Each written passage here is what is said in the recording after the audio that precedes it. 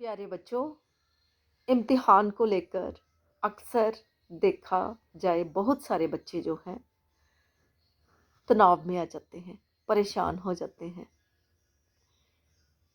Examination एक phobia उनको हो जाता है। तो देखो बच्चों, आपको घबराने की ज़रूरत नहीं है। अभी जनवरी महीना आ गया है, 1.5-2 महीने हैं आपकी परीक्षाओं के लिए। तो अभी से तैयारी शुरू कर दो, समय का प्रबंधन करो, इस तरह से तैयारी करो कि आप पेपरों के दिनों में आपको कोई तनाव ना हो, कोई परेशानी ना हो, कोई आप स्ट्रेस ना हो आपको। तो इसके लिए मैं आपको कुछ सुझाव देना चाहती हूँ। तो सबसे पहला मेरा आपको ये सुझाव है कि आपके अपने समय का प्रबंधन अच्छे से करें, यानी टाइम मैनेजमेंट सही करें। आपको एक अपने लिए समय सारणी बनानी है, अर्थात टाइम टेबल बनाना है पढ़ने के लिए। तो क्या है कि इस तरह से टाइम टेबल बनाओ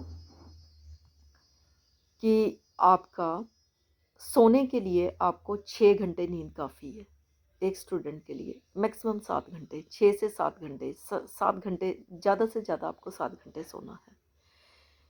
फिर आपने सभी सब्जेक्ट्स के लिए स्कूल में जो पढ़ के आते हो, फिर घर में भी आके चीज़ें याद करनी है। हर सब्जेक्ट के लिए आपने डेली आधा घंटा से लेकर 45 मिनट तक समय निकालना है, सारे सब्जेक्ट पढ़ने हैं। यानी एक सब्जेक्ट को आपने आधा घंटे से लेकर 45 मिनट, ज़्यादा से ज़्यादा 45 मिनट की बैठक की। फिर 45 मिनट के बाद आपने थोड़ा रिलैक्स होना है, थोड़े अपने ब्रेन को, माइंड को फ्रेश करना है।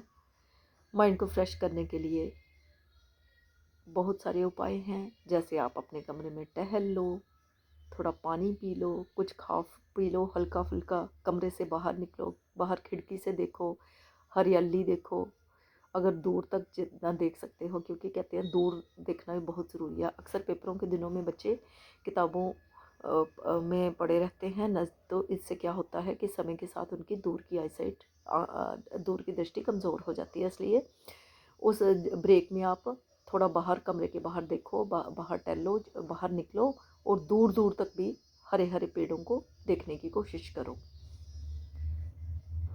ये देखो, हर सब्जेक्ट के बाद आपने हर 40-45 मिनट के बाद आपने 10 से 15 मिनट का ब्रेक लेना। तो उसमें आपने अलग अलग गतिविधियां कर लेनी हैं। तो कभी पेड़ पौधों को देख लिया, प्रकृति के साथ जुड़े, कुछ खा पी लिया, घर के परिजनों के साथ बातचीत की, थोड़ा म्यूज़िक सुना। इससे क्या होगा कि आपको 10-15 मिनट की ब्रेक मिल जाएगी, ब्रेन फ्रेश हो जाएगा, माइंड फ्रेश हो जाएगा। उसके बाद फिर अगला सब्जेक्ट पढ़ो अच्छे से।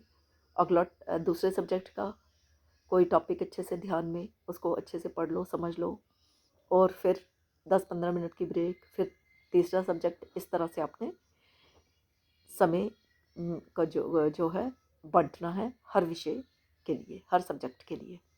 इसके बाद क्या करना है आपने कि जब भी आप इन दिनों ही अपने, लगभग बच्चों का सिलेबस तो कंप्लीट हो चुका है, और मुझे लगता है नोट्स भी बच्चों के तैयार हो ही गए होंगे, और अगर नहीं भी हुए तो आपने नोट्स तैयार करने हैं साथ साथ। आजकल क्या है कि बच्चे ना नोट्स तैयार करने में आलस कर रहे हैं। बच्चों, इसमें आलस नहीं करना है आपने, आपको चीज़ें साथ साथ याद करनी है। अच्छा, जब चीज़ें आप याद कर रहे हो, नोट्स तैयार कर रहे हो, तो जो इम्पॉर्टेंट चीज़ें हैं, जो महत्वपूर्ण तथ्य हैं, उनको हाईलाइट करो, उनको रेखांकित करो। और साथ ही क्या है कि इम्पॉर्टेंट चीज़ें, कुछ फैक्ट्स जो होते हैं, कुछ उन्हें याद करना मुश्किल होता है। कुछ पॉइंट्स हो गए, कुछ फैक्ट्स हो गए, तो उनके लिए आप उनको फ्लो चार्ट बनाओ, वो अच्छे से याद हो जाएंगे, आसानी से याद हो जाएंगे। इसके बाद बच्चों, आपने क्या करना है कि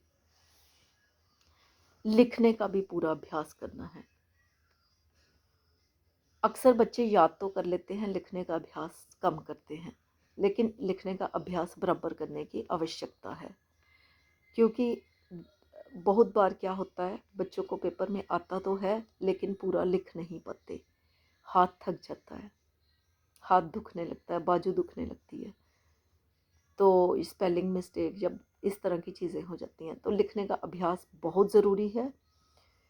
क्योंकि लिखने का अभ्यास जितना अच्छा होगा, जितना ज़्यादा होगा, इतना ही आपकी राइटिंग भी सुधरेगी, लेख आपके सुंदर बनेंगे, स्पेलिंग मिस्टेक कम से कम होगी, चीज़ें लंबे समय तक याद होंगी।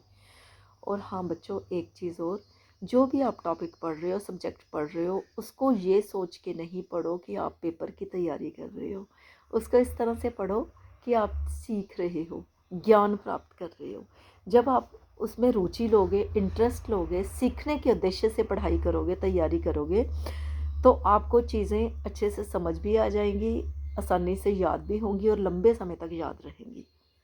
क्योंकि पढ़ाई क्या है, ये सिलेबस में वही पढ़ाई होती है जो आपके आने वाले जीवन में काम आएगी, आपको समाज का उपयोगी नागरिक बनाएगी।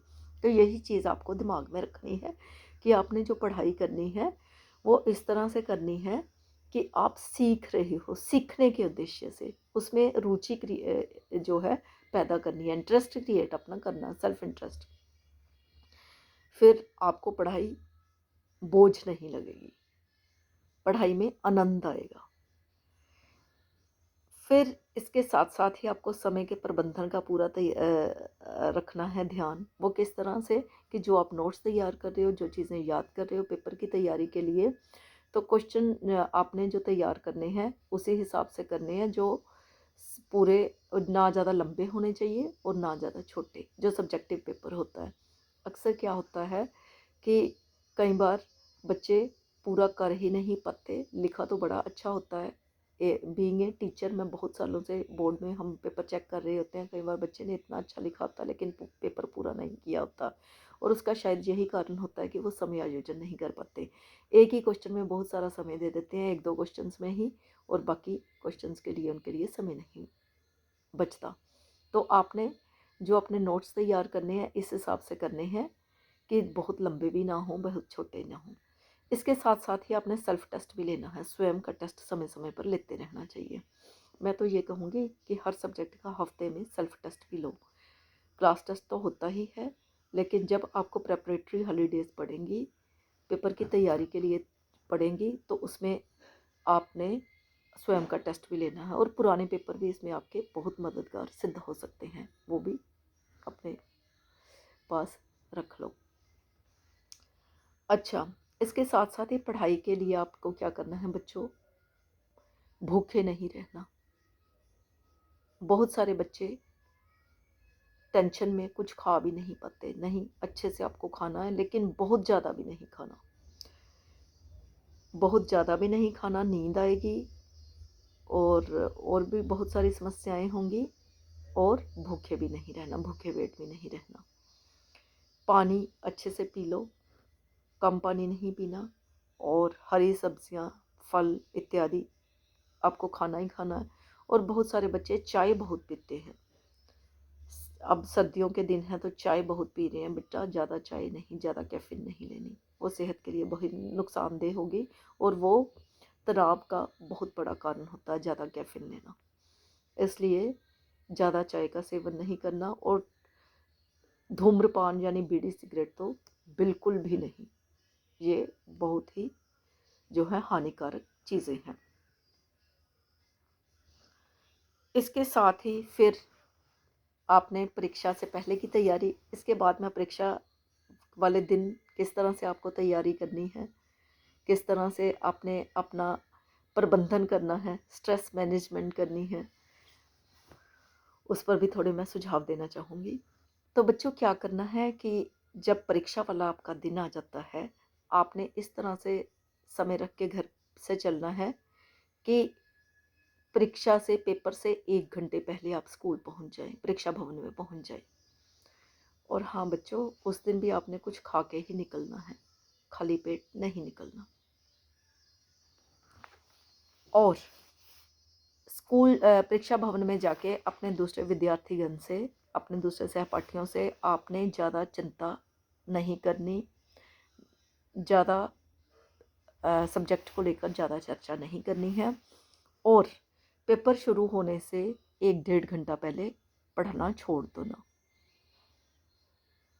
क्योंकि लास्ट मोमेंट तक अगर पढ़ते रहते हो तो उसमें भी पेपर में फिर आपको बहुत सारी चीज़ें भूल जाएंगी और बहुत ज़्यादा बातें भी नहीं करनी, ज़्यादा परेशानी नहीं लेनी।